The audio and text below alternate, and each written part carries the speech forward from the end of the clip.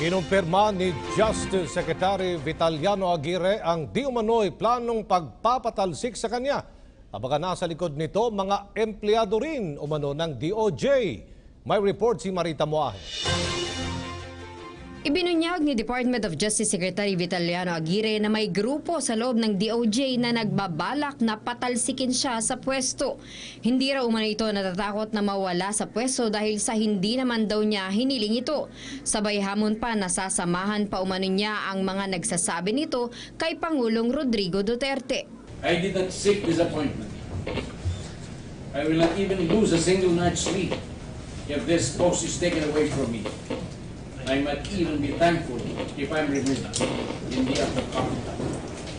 Sa isinagawang press conference sa DOJ, sinabi ni Aguirre na nakarating na sa kanyang kaalaman na ilang mga opisyal ng ahensya ang nagkikita-kita at nagmi-meeting sa oras ng trabaho upang pagplanuhan ang pagpapaalis sa kanya.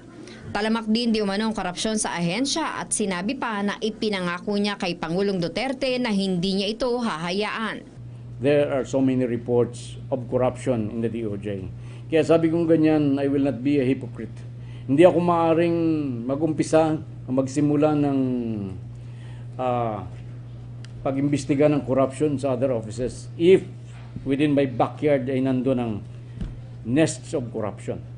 Ang mga nabanggit na corrupt officials din umano ang nagpaplano na mapaalis siya sa ahensya.